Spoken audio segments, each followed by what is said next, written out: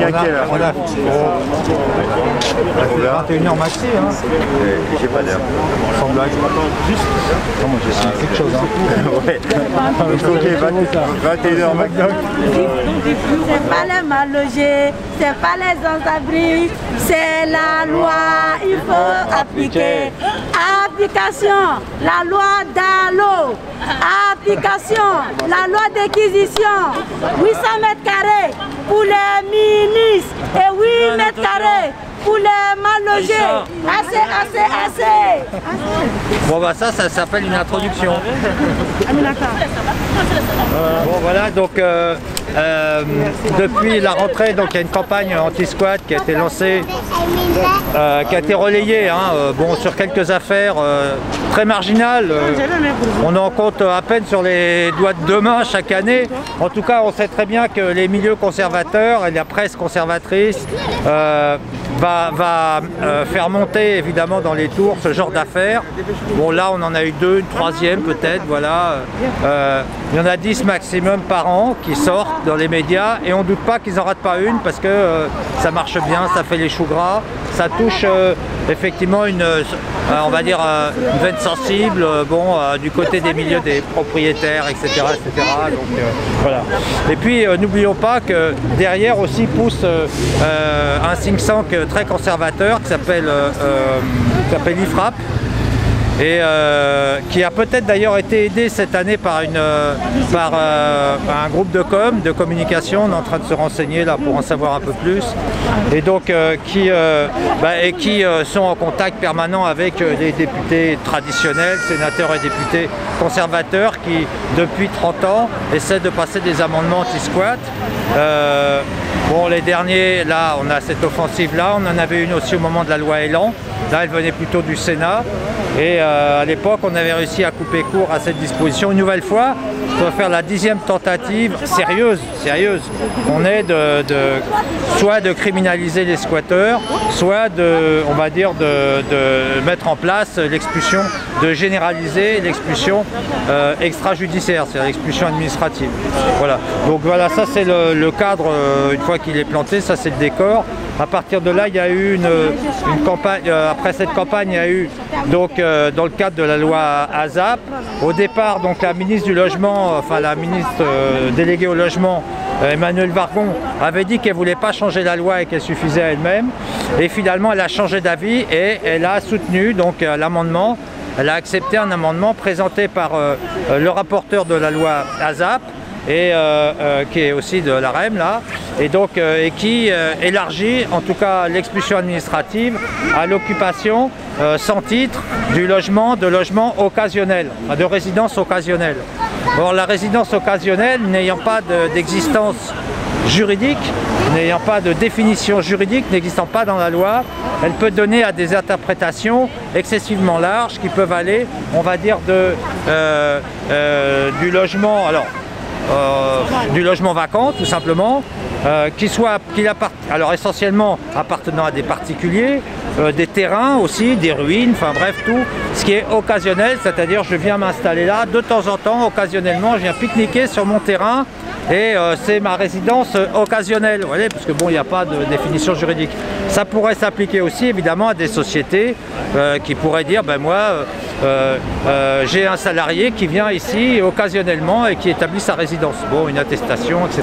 Donc on voit là une manœuvre en fait pour essayer on va dire d'échapper à la vigilance des mouvements de défense des squatteurs, sachant que par ailleurs il n'y a pas que les squats qui sont visés par cette mesure, puisque ça pourrait être aussi, qu'on pourrait appeler de manière plus générale, les occupants sans titre, c'est-à-dire les sous-locataires non déclarés. Par exemple, nous on en a souvent des situations comme ça, des personnes qui restent dans le logement d'amis ou de parents, enfin bon, et qui restent dans le logement une fois qu'ils sont partis, parce qu'ils n'ont pas où se loger, donc ils restent là et ils sont sans titre.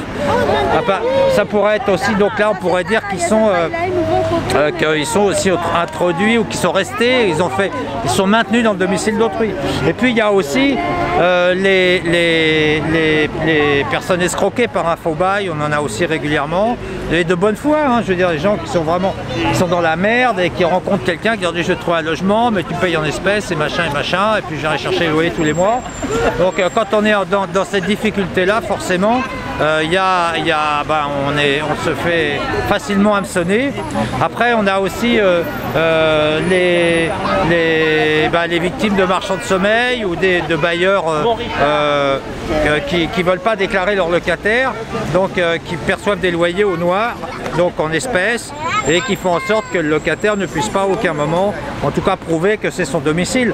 Nous, on a souvent ces questions-là à l'occasion d'expulsions illicites, c'est-à-dire les proprios, quand ils veulent se débarrasser de leurs locataires, de ce genre de proprios, chambre de bonne, tout ça, ils changent les serrures, et puis vas-y, démerde-toi, et le pauvre quand il va, ou la pauvre quand elle va au commissariat, on l'envoie péter en lui disant de toute façon c'est un conflit d'ordre privé, ça ne nous concerne pas, alors qu'il y a évidemment une multitude aussi de délits comme l'expulsion illicite qui est désormais un délit depuis 4, 5 ans, 6 ans, mais aussi violation de domicile, vol, etc.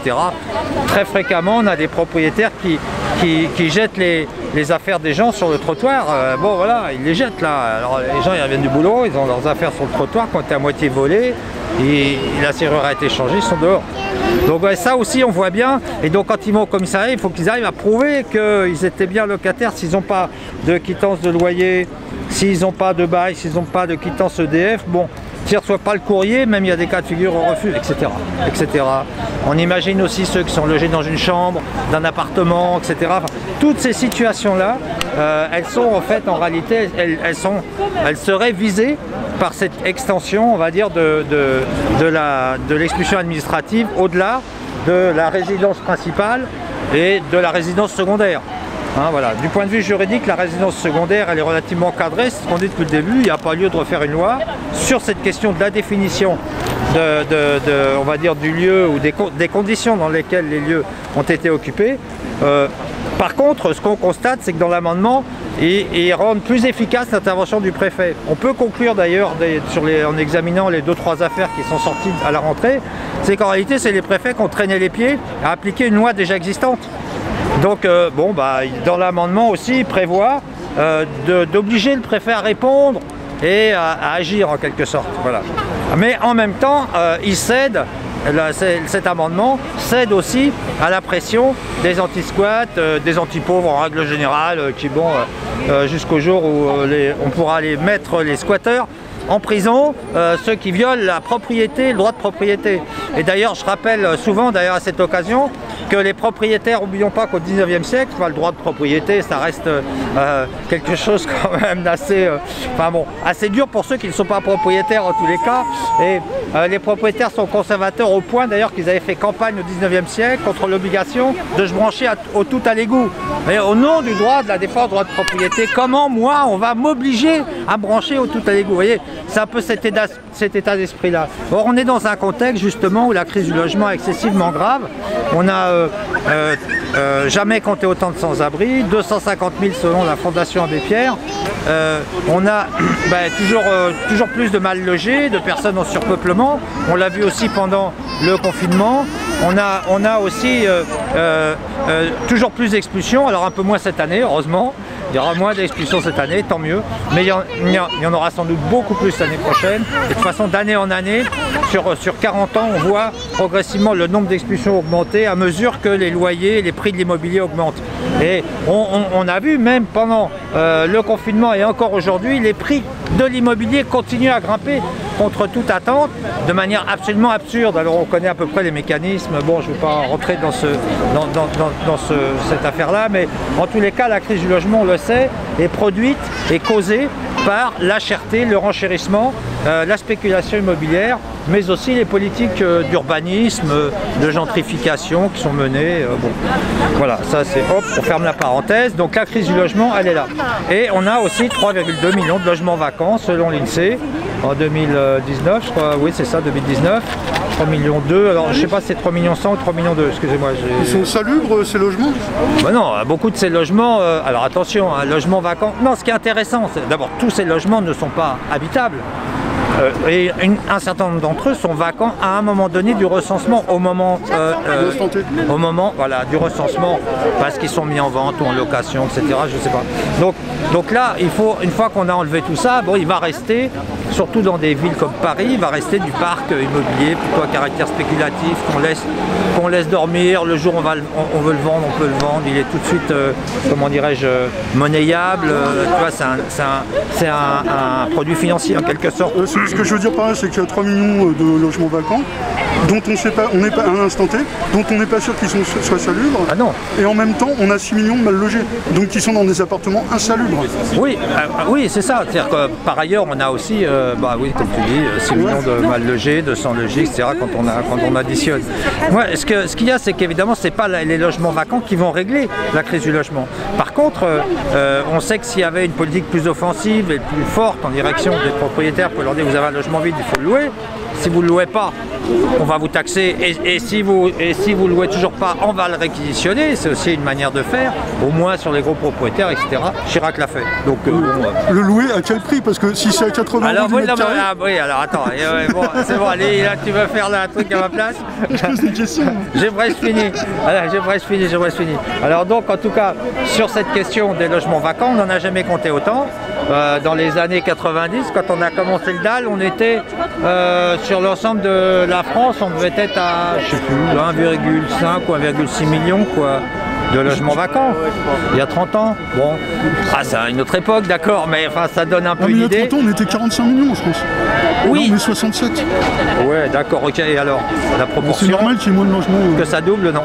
C'est pas normal que ça double. Bon, et surtout de logements vacants. Bon, qu'il y ait de plus en plus de logements vacants alors qu'il y a une crise, donc les choses aussi se discutent. Bon, donc voilà, donc c'est dans ce contexte-là que le gouvernement soutient un amendement qui va réprimer, qui va durcir, qui va rendre quasiment impossible l'occupation de locaux vacants. Je précise que dès lors qu'il s'agit du maintien dans le domicile d'autrui, c'est ce que dit le texte de loi, ça veut dire qu'il s'applique de manière rétroactive l'amendement, s'il est voté.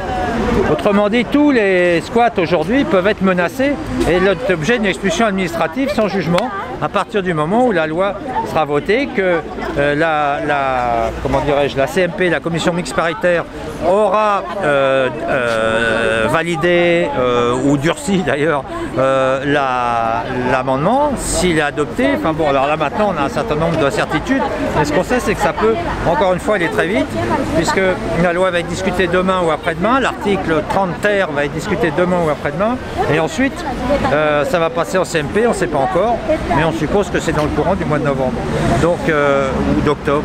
Donc là encore, il va falloir être là, comme on l'a été au moment de la loi Elan, sous les fenêtres du Sénat, parce que c'était au moment où se réunissait la CMP, la loi Elan.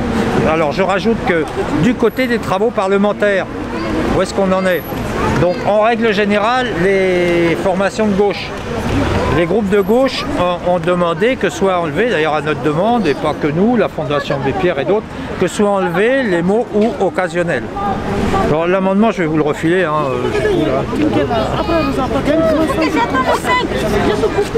Les propriétaires de gauche, ils en pensent quoi? Attends. J'en sais rien. Pour moi, il n'y a pas de propriétaire de gauche, c'est de propriétaire de droite. Moi, il y a des propriétaires cupides et il y en a qui le sont moins. Voilà. Alors, voilà. Donc là, nous, on a fait un petit examen justement une petite analyse des amendements qui ont été déposés. D'abord, on a une nuée d'amendements qui sont abattus. On en a 58, je crois, 56, oui. Donc il y en a en rouge, c'est ceux qui sont particulièrement, je trouve particulièrement intéressants. Alors par exemple, en plus ils viennent de différents groupes. Alors, vous voyez par exemple l'AREM dit vise toute propriété d'autrui. Toutes les propriétés d'autrui doivent être expulsées administrativement. Le Rassemblement national aussi, bien entendu. Voilà, et même, donc il dit d'ailleurs, introduction par tout moyen, enfin durci, 2 ans de prison, etc. Bon, le contraire nous aurait étonné. Et puis on a aussi, après, eh bien c'est la même chose pour GDR. Alors GDR, j'ai pas encore très bien compris ce que c'était, mais ça vient d'un parlementaire de Guyane. qu'il y a beaucoup de bidonvilles là-bas et on a un comité d'Al en Guyane qui se bat contre les expulsions sans relogement, etc. et qui soutient les occupants de bidonvilles. Voilà, l'AREM, donc comme j'ai dit tout à l'heure, non inscrit, bon, expulsion. Madame Ménard, voilà, qui est en inscrit expulsion sur décision du maire. Alors elle est à fond là-dessus. C'est au maire de décider. Mais LR remet durcit et puis assimile l'occupation d'un bien immobilier à un vol.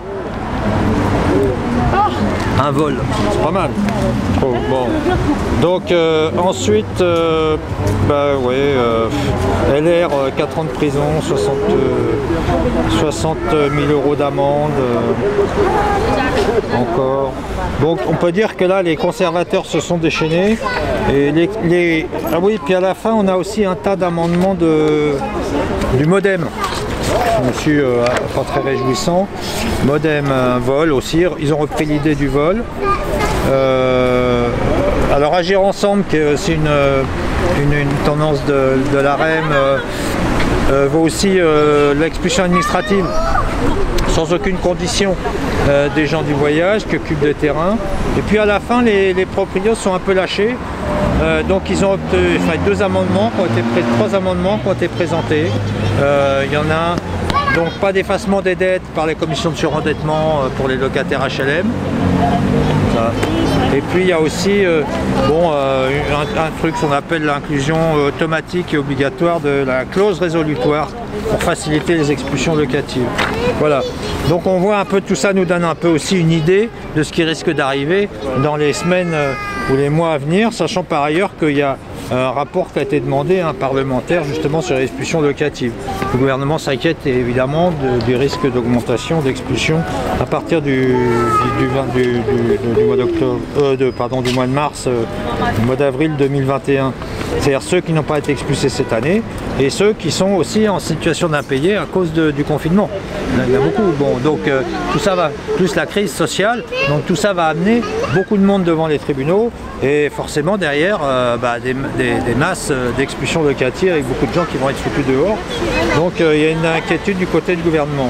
Alors par contre le rapporteur a présenté un amendement qui limite l'expulsion administrative à domicile d'autrui. Donc en gros la définition elle est domicile d'autrui. Donc là il n'y a plus le mot occasionnel, il n'y a plus résidence occasionnelle. C'est autre que la résidence principale. Bon donc voilà, domicile d'autrui, qui est une notion qu'on connaît relativement, qui est cernée en tout cas, parce qu'elle existe depuis à peu près 30 ans dans le code pénal. Donc il y a une jurisprudence assez conséquente autour de ça. Je vous ai mis aussi les amendements. Voilà, si ça vous intéresse. C'est de la lecture, ça fait de la lecture. Voilà. Alors attendez. Voilà. Enfin, bon, puis il y a le communiqué du DAL, et puis voilà quoi. Et là vous avez pas mal de squatteurs ou d'anciens squatteurs ou de. Voilà. Il y a à peu près combien de squatteurs en France actuellement? Je sais pas, en tout cas, on sait, le problème aussi de la question sociale du squat, c'est que ces affaires qui sont montées en épingle sont très marginales en fait, comme j'ai dit, on les compte sur les doigts de deux mains maximum chaque année, et par contre c'est des milliers, voire des dizaines de milliers de personnes qui sont hébergées dans des squats, beaucoup de sans-abri, de réfugiés, des comités de soutien qui sont créés dans de nombreuses villes dans toute la France et qui aident les sans-abri, leurs familles à se mettre à l'abri tout simplement parce que les préfets violent en fait le droit à l'hébergement qui est prévu dans la loi, droit à l'hébergement qui est prévu, qui doit être mis en œuvre par le préfet et jusqu'au relogement. Droit à l'hébergement jusqu'au relogement. Le fait de bloquer les loyers à 15 € du mètre carré, c'est pas une bonne idée du coup alors. C'est un peu cher. Hein. C'est un peu cher. Ah ouais, okay. C'est un peu cher. Non, nous, alors pour le DAL en tout cas, non mais c'est une bonne idée, mais nous on serait quand même pour... déjà 15 € c'est vrai, mais dans les zones tendues, c'est-à-dire à Paris, 15 €, ok. puis après en région parisienne on descend un peu, et puis, oui voilà c'est ça, Bordeaux, machin. Ok. Non mais il faut mener une politique d'encadrement des loyers à la baisse. C'est comme ça qu'on a jugulé la spéculation immobilière en France entre 1914 et 1986. Une autre idée Voilà, donc pendant près de 70 ans, on a jugulé les classes populaires ont pu se loger pour pas cher. Voilà, ce qui n'est plus le cas aujourd'hui. Une autre petite idée que je vous soumets, c'est la loi par rapport à la propriété, la date du code Napoléon. Ouais. Et Napoléon, dans son intelligence, avait dit on peut être possesseur que de 99 propriétés, car à partir du moment qu'on en a 100, on devient vraiment un privilégié. Est-ce qu'on ne pourrait pas remettre ça à une propriété, comme ça personne ne pourrait en avoir deux, et ça pourrait... éventuellement, voilà. 99 c'est peut-être trop, peut-être on peut le mettre 50. Revoir le code Napoléon. Ouais, je sais pas, faut voir, ouais, c'est une idée. Bon, pourquoi pas. Moi, là-dessus, nous on n'a pas réfléchi, nous on est plutôt sur les systèmes de taxer les profits spéculatifs tirés de la hausse du foncier, de la hausse des prix de l'immobilier, pour décourager en fait la spéculation tout simplement. Donc après, parce qu'il y a aussi des questions qui sont posées, au fond c'est que les mairies mettent des politiques d'urbanisme, ils embellissent la ville et machin, maintenant ils vont planter des arbres et mettre des espaces verts partout, mais en attendant ça fait monter les prix. Donc les politiques publiques d'urbanisme avec des engagements financiers publics, ils profitent à des intérêts privés. Le petit proprio qui a son logement, mais le bailleur, etc. etc. Et donc tout ça, bon, bah non, ça devrait pas fonctionner comme ça. C'est-à-dire que les plus-values qui sont engrangées par les politiques du fait des politiques d'urbanisme devraient justement être récupérées par la collectivité publique, tout simplement. Bon, c'est sur des mécanismes comme ça, sur les loyers, on peut fixer des niveaux de loyer. Nous, on a estimé que la loi Allure, donc la loi de Duflot, bon, on l'a trouvée insuffisante. Bon, il y a des réglages à faire, je ne vais pas rentrer dans le détail, mais bon... moi, je pensais que d'empêcher quelqu'un d'acheter la moitié de Paris à lui tout seul, ça pouvait peut-être un petit peu bloquer les choses. La moitié de Paris? Je suis naïf. Bonjour, c'est pour Chiche TV. Est-ce que vous pouvez vous présenter chichement? D'accord, moi c'est Madame Damba Néné. Ouais. Et vous êtes une ancienne squatteuse? Oui, des rues de la banque. Okay. C'était en 2007. Ok. Et qu'est-ce qui s'est passé donc dans cette banque? Vous avez réussi à squatter dedans et ensuite à être relogé, c'est ça? Oui. Nous en fait, notre histoire c'était en 2007. Il y avait des familles d'Idal, il y avait des Jets du Noir et des macaques. Combien de familles? Nous on était 7 familles d'Idal. Il y avait Jets du Noir, ça c'est les jeunes diplômés. Ouais. Et les macaques c'est les jeunes artistes. Ils avaient nulle part à aller ou tout ça. On a décidé de se mettre ensemble, réquisitionner cet immeuble-là qui était vacant plus de 3 années. C'était Lyonnaise Bank, c'était Banque CIC qui était abandonnée et tout. Et on a gagné ce procès-là. On a été relogés tous et l'immeuble ils sont transformés pour faire logements sociaux. Avant c'était 24 rue de la Banque, maintenant ils sont changés, ils sont fait 26 rue de la Banque. Okay. Voilà. Et donc du coup tout le monde a été relogé? Tout le monde a été relogé. Et ça a pris combien de temps à peu près? Ça a pris, parce que nous c'était beaucoup quand même, ça a pris 3 ou 4 ans à peu près pour que tout le monde soit relogé. Ah ouais. Et qu'est-ce qu'ils ont fait pendant ces 4 ans les gens alors? On est resté dans les lieux. On n'a pas bougé, on est resté, on a été relogé au fur et à mesure. Okay. Et vous avez eu des aides ou Oui, on a eu des aides par droit au logement, DAL, qui nous a soutenus pour cette lutte-là. Les Jets du Noir, eux aussi, c'est des associations, les jeunes diplômés, des avocats, des trucs comme ça. Ouais. Et on a été soutenus par eux, les Jets du Noir, Macaque. On a été soutenus par Fondation l'Abbé Pierre, que son arme se repose en paix. On a été soutenu par lui, on a été soutenu par le maire de 2e arrondissement et on a été soutenu par beaucoup des artistes, Balasco, les grands, plusieurs personnalités, et il y a eu des autres associations aussi qui sont venues nous soutenir dans cette lutte-là. Et là, vous êtes à côté de l'Assemblée nationale pour manifester contre un projet de loi? Oui. Et qu'est-ce qui dit ce projet de loi? C'est admissible. Ce projet de loi, c'est vraiment grossir, comme on peut dire. Il y a 1 milliard de personnes qui sont dehors. Tout le monde sait que dehors, avec cette Covid-là, qu'on peut mourir de ça. Ils veulent faire cette loi-là que quand les gens ils squattent, ça passe même pas par tribunal, rien du tout qu'on mette les gens dehors. On va lutter contre ça, il ne faut pas que ça se passe parce que moi j'étais dans cette situation-là et j'ai gagné et pourquoi pas les autres familles. En tout cas, c'est admissible ce qu'ils font. Ok. Bah, je vous remercie. Merci Je vais beaucoup. interviewer un peu d'autres personnes. Merci. Bonne journée. Au revoir. Bonjour. C'est pour Chiche TV. Est-ce que vous pouvez vous présenter chichement? Si, moi c'est Dramé Bakary. Il faut parler un peu plus fort pour le micro, s'il vous plaît. Moi c'est Dramé Bakary.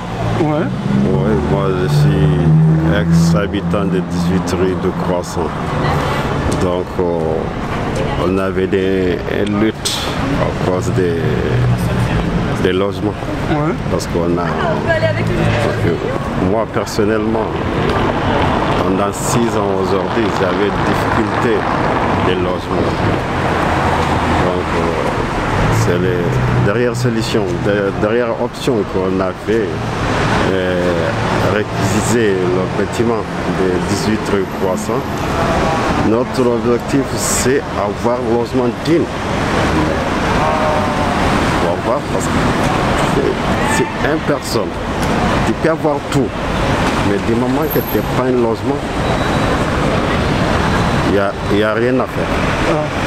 Et là, vous manifestez contre la loi, là, le projet de loi? Ouais, on manifeste et notre but pour déclencher des projets de logements, Okay. pour donner des logements aux gens qui nécessitent. C'est ça, notre lutte, c'est ça. Okay. Vous travaillez, vous avez un emploi? Ouais. Moi, Vous faites quoi? Moi, actuellement, là, je travaille dans Tunnelière, le prolongement de ligne 14, de Paris Sud, le projet Grand Paris. Et ils ne vous lâchent pas non plus, Hein? l'entreprise? Non. Parce que l'entreprise que je travaille même, j'avais des droits de 1% patronat. Ouais. Mais j'ai fait depuis 2016. J'ai fait mon demande, c'est la 3e fois que je renouvelle ça. Mais toujours il n'y a rien. Au niveau des 1% patronat, les actions logement, des 3F, la mairie, d'Allo, surtout, tout continue la même. Il n'y a pas de logement. Parce que... ça fait longtemps que vous attendez un logement? Ouais, ça fait longtemps, j'ai dit, depuis 6 ans. 6 ans? 6 ans que moi j'attendais des logements. Tant que moi, j'ai ma femme et mon enfant. Ma femme est à côté, moi je suis à côté avec l'enfant. C'est difficile. Je vous remercie, je vous souhaite bon courage. Voilà, merci monsieur, merci. Bonjour, c'est pour Chiche TV, est-ce que vous pouvez vous présenter chichement? Oui, on m'appelle Kamara Chekamel, je suis délégué du 18 rue du Croissant. On a réquisitionné le 18 rue du Croissant le 1er janvier passé, 2020. C'était un nombre de 31 familles qu'on a réquisitionné. Moi, avant que je vienne au 18 rue Croissant pour réquisitionner, j'étais avec ma petite famille, un enfant de 3 mois. On vivait dehors. Parce qu'on a appelé 115 fatigués, par-ci, par-là, on a appelé 115 nous a pris seulement 3 fois par jour, 3 fois. Après ça, il nous a laissés. Et avant que ma femme accouche, parce qu'elle était enceinte, il nous a pris en ce moment. Après, maintenant, on a quitté là-bas, on est resté dans les hôpitaux, on partait à Balanger, à hôpital Bichat et même franco-britannique de l'Évalois. Et tout ça, on a passé là-bas des temps, parce que quand ma femme avait accouché, on est resté là-bas 1 mois. Parce qu'on n'avait pas de logement, on nous a dit maintenant ils vont essayer de trouver un logement pour nous, pour qu'on puisse rester avec un bébé de 3 mois. Donc par après, il nous a laissé maintenant dans le vide comme ça là. On n'avait pas le choix de rester dehors. On a passé un bon moment dehors, on s'est balancé chaque jour, on dormait à l'hôpital sur les bancs. Au niveau d'urgence, à Bicha, on était là-bas et tous me connaissent avec ma famille. Donc quand on a fait le temps là-bas, et après parce que moi avec les 31 familles là, on était ensemble parce qu'on s'appelait, on se voyait dans les manifs pour qu'on puisse se loger. Donc un jour comme ça, le 1er janvier, on est parti maintenant voir j'avais reçu un coup de phone, soit disant qu'on a vu une partie pour venir s'installer là-bas. En instant, je dis il n'y a pas de problème. Quand on m'avait dit que c'est ex-commissariat du deuxième, j'ai dit ok c'est bon, ça marche, on va partir. Peut-être par là-bas on peut gagner quand même quelque chose à partir de là-bas. Je suis parti maintenant installer avec ma famille, ma petite famille. Mon bébé, elle avait 3 mois. Seulement un bébé qui vient de naître. On était dehors et puis dans le froid aussi. Donc on a jugé nécessaire de rester là-bas jusqu'aux 18 mois, ou 8 mois de moins. Parce qu'on a fait 8 mois, de 1er janvier au, je ne sais pas quel nom, le 20 août, on avait quand même avoir une décision au niveau de l'engagement de nous reloger avec la mairie et la préfecture. Mais avant ça, quand on était venu au Bizur et du Poisson, Dal est venu, on a appelé Dal pour venir nous soutenir. Et avec il y a nos fidèles soutiens aussi, ils sont venus nous soutenir pour qu'on puisse être relogés vite fait. Parce qu'avec les enfants, on avait tous des enfants, il y avait des enfants de 10 ans, 5 ans, 3 ans, 2 ans, même pas une année. Mon enfant avait en ce moment 3 mois, donc ils ont jugé nécessaire pour qu'on puisse nous loger vite fait. Et même il y a l'acteur Pierre Richard, il était venu, le grand comédien aussi qui est décédé, Guy, je ne sais pas si c'est Guy ou quoi, Guy Bédon, il était venu aussi, il nous a soutenu, Madame Vladimir aussi est venue pour nous soutenir, mais on n'a pas eu en ce moment parce qu'on avait fait, parce qu'après maintenant le tribunal, la police nous a assigné au tribunal de première instance de Paris. On est parti là-bas, on avait apporté la victoire, on avait gagné là-bas. Après, il nous a dit maintenant, il nous a assigné encore au tribunal de grande instance de Paris, porte de Clichy. Quand on est parti, la juge n'a pas regardé de haut en bas ou bien de venir regarder comment la famille s'est installée là-bas. Elle n'a pas fait ça, elle a pris une décision comme ça là, brutalement, et puis maintenant il faut qu'on vous expulse dehors. Donc une expulsion sans délai ni rien. Et on a appelé aussi, on a manifesté avec le DAL, parce que DAL était toujours derrière nous, il se battait pour nous pour qu'on puisse nous reloger vite fait. Donc on a eu quand même un engagement au niveau de la préfecture, soi-disant ils vont nous essayer de nous reloger dans un an. C'est ça qu'il nous a dit, donc il nous a envoyé dans les hôtels pour qu'on puisse rester, pour ne pas qu'on soit dans le froid aussi. Et donc vous êtes resté combien de temps en tout, sans logement? Sans logement. Sans logement social? Sans logement social, on a duré parce que moi et ma famille, avant que l'enfant vienne, on a fait 3 ans. 3 ans sans logement. Après maintenant plus l'année là aussi, ça fait 4 ans. Ça fait 4 ans maintenant bientôt. Donc c'est pour cela. Et là maintenant vous n'avez toujours pas de logement? On n'a pas d'abord, mais on a eu quand même un engagement de relogement. Ah ok. Mais l'engagement, ils n'ont pas appelé d'abord, mais ils ont commencé peut-être, je ne sais pas. Bon bah, je vous remercie. Hein. Ah, merci je vous souhaite bon courage. Ok, merci bien.